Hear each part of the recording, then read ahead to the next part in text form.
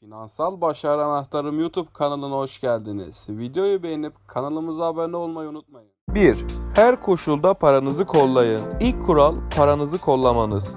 Günümüzün ekonomik koşullarında milyoner olmak o kadar da kolay değil. Üstelik servet dağılımındaki eşitsizlik hızla artıyor ve para konsantre bir şekilde sadece belirli bir kesimin elinde toplanıyorken, evet, milyonerler de milyarderler de her geçen yıl daha da zenginleşiyor. Onlar her şeyin ve en önemlisi paralarının kıymetini biliyor. Sizin de uymanız gereken ilk kural paranızın değerini anlamanız ve onu kollamanız. Sınırsız ham maddeye sahip bir fabrika düşünün. Ham maddesi ne kadar sınırsız olsa da fabrika ancak çalışan sayısına göre üretim yapabilir. Öyleyse fabrikanın ne kadar çok çalışan olursa o kadar çok üretim yapabilir. Bu örnekten yola çıkarak kendinizi bir fabrika, paranızı da çalışanlarınız olarak görün. Banka hesabınızdaki ya da cebinizdeki her bir kuruş sizin için çalışabilir. Paranız hisse senetlerinde kar elde edilebilir, birikim hesabınızda faiz kazanabilir ya da daha büyük bir iş için toplaşıp kira geliri elde edebileceğiniz bir gayrimenkul inşa edebilirsiniz. Milyonerler ve milyarderlerin paralarını kollamaların özü budur. Para değerlidir, çalışır ve kazandırır. Onu çalıştırmak yerine harcamak pek de mantıklı değildir. 2. Hızlı bir şekilde paranızı biriktirmeye başlayın. Paranızı çalıştırmaya başlamanız için büyük birikimlere ihtiyacınız olacak.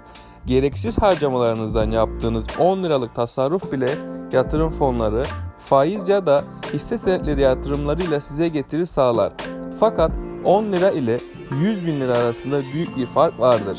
Birikimleriniz ne kadar fazla olursa elde edeceğiniz getiri de o denli fazla olacaktır. Bu işin ideali giderlerden tasarruf yapmak ve yapılan tasarrufu büyük birikimlere dönüştürmektir. Ortalama bir getiriye sahip olan bir kişinin gelirinin yaklaşık %30'unu birikime ayırması gerekir. Bu sebeple gelirinizin belirtilen orandaki bir bölümünü birikime ayırmakla işe koyulabilirsiniz. 3. Borçlanmayın. Bu gerçekten önemli bir madde. Kısa ve net, kesinlikle borçlanmamaya çalışın. İhtiyacınız olsa dahi bankalardan alacağınız borçları faiziyle ödemeniz gerektiğini unutmayın. Bazı durumlarda borç almanız kaçınılmaz ise ailenizden, arkadaşlarınızdan almanız makul olacaktır. Bazı dönemlerde borç ihtiyacı içerisinde olmanız kabul edilebilir. Bu açığı kapatmak için acil durum fonu oluşturmak isteyebilirsiniz. Milyonerler bu taktiği kullanarak acil nakit sıkışıklıklarında kendi kendilerine bir çözüm üretmiş olurlar. Borçlanma eylemi her zaman bütçenizi çıkmaza sokar. Bunun yanı sıra milyoner olmanın en önemli kuralı birikim yapmayı da olanaksız hale getirir. 4. Gelirinizi katlamanın en ideal yolunu bulun. Memur ve işçi sınıfı zihniyetini tamamen unutun. Mevcut maaşınıza bağlı kalmayın. Milyoner olmak için inanılmaz ve dehşet bir büyüme düşünün. Milyoner olmak gibi çılgın bir fikriniz zaten var. Dehşet bir büyüme düşünmeniz bu açıdan çok da zor olmaz. Şu anda çalıştığınız işinize ek olarak farklı bir işte çalışmanız çok da mümkün olmayabilir. Fakat gelirinizi katlamanın tek yolu bir başka işte çalışmanızla sınırlı değildir. Çok fazla çaba gerektirmeyen ve internet üzerinden başlayabileceğiniz pasif gelir yöntemleri size yardımcı olabilir. Ayrıca paranızı çalıştırmaya başladığınızda dağ gibi biriken birikimlerinizi de size paranızdan para kazandıracağının farkına varın. Paradan para kazanmanın yolları paranızı nasıl çalıştırabileceğiniz konusunda size daha fazla fikir verebilir. 5. Milyonerlerle işbirliği yapın. Bunu dile getirmek kaba ve çılgınca fakat ortalama bir gelire sahip olan insanlarla zaman geçirmeniz uzun ya da kısa vadede banka hesabınızda hayal ettiğiniz şekilde bir farklılık yaratmayacaktır.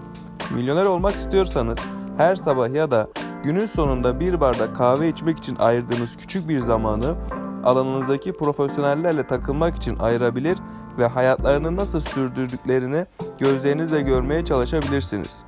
Konferanslar veyahut buna benzer iş etkinlikleri profesyonellerle etkileşime geçmek için en doğru zamanlardır. Öte yandan bu harika ortamlar yeni bir iş teklifi yakalamak ya da özel bir işbirliğinin temellerini oluşturmak için güzel bir fırsat yaratır. 6. Kural 100. Milyonerlerin dünyasındaki en popüler terim. Milyonerlerin dünyasında en popüler terimlerden biri kural 100'dür. Kural 100'ün en özel tarafı da yaşamın her alanına ve her şekilde uygulanabilir oluşudur. Mesela ayda 100 lira biriktirirseniz sonraki aylarda banka hesabınızdaki olumlu farklılığı hissedersiniz. Veya senede 100 egzersiz yaparsanız istediğiniz bir vücuda sahip olabilirsiniz. Milyoner olmak için kurallar listenizde bu popüler terimi de mutlaka ekleyin. Bunun sizi nasıl değiştirdiğini göreceksiniz. 7. Sabah saatlerini sevin ve ertelemeyi bırakın. Bilim insanları günde 8 saat uyumanın bir insan için yeterli olduğu kanaatine hemfikirdir. Şimdiye kadar işlerinde başarılı olmuş herkes daha verimli olması hasebiyle sabah saatlerinde erken kalkarak işlerine koyuluyor. Ayrıca her birinin bir uyku rutini var. Eğer çok uyuyan ve uykuya düşkün biriyseniz bu tutumu değiştirin. Bir insanı ertelemek kadar güçsüzleştiren, zayıflatıcı, mahvedici ve rahatsız edici başka bir şey de yoktur. Zamanınızı yönetmeyi öğrenin ve ertelemeyin. Tıpkı milyonerlerin yaptığı gibi her işinizi tam da vaktinde yapın. 8. Bir borsa dahisi değilseniz planlarınızı yapmaya hemen başlayın. Borsa dahisi değilseniz birkaç ay içerisinde ilk milyonunuzu kazanarak milyoner olamazsınız. Ama rahatlayın. Zaten herkes borsa dahisi değil. Araştırmalar ve örnekler gösteriyor ki milyonerlik uzun zaman gerektiriyor ve piyango vurmadıkça da uzun vadede gerçekleşiyor. Milyonerlik unvanını bırakıp milyarderliğe terfi oldu ama Warren Buffett'ın yıllara göre serveti nasıl arttırdığına göz atın ve ne olup bittiğini kendi gözlerinizle görün. Zira Buffett bu konudaki en iyi örnek. Size gelince, mesela önünüzde 5 sene boyunca hemen uygulamaya başlayacağınız bir plan yaratın. Kısa vadeli bir plandan ziyade önünüze bir 5 sene koyun ve bu süreci en ince ayrıntılara kadar en doğru şekilde planlayın. Bu arada Warren Buffett demişken onun bazı tecrübeleri elde etmesi yıllarını aldı. 9. Servetinizi oluşturmak üzere ilk adımı atın.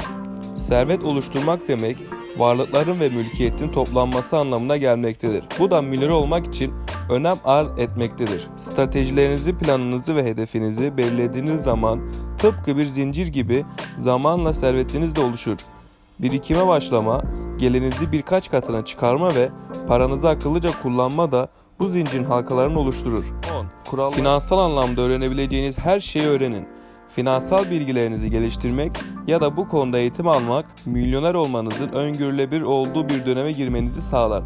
Şu anda birçok finansal terime, yatırım araçlarına veya yatırım fikrine uzak olabilirsiniz. Bunun nedeni her zaman olduğu gibi yetersiz finansal bilgilerden kaynaklanmaktadır. Bu sebeple finansal bilgilerinizi geliştirmeye başlayın. Mesela bir hisse senedinin neden değer kaybedebileceğini ya da değer kazanabileceğini, faizin mi yoksa yatırım fonlarının mı sizin için en ideal yatırımlar arasında olduğunu veya ekonomideki önemli gelişmelerin yatırımlarınızı nasıl etkileyebileceğini öğrenmeye başlayın. Beni dinlediğiniz için teşekkür ederim. Videoyu beğendiyseniz beğenip kanalımıza abone olmayı unutmayın.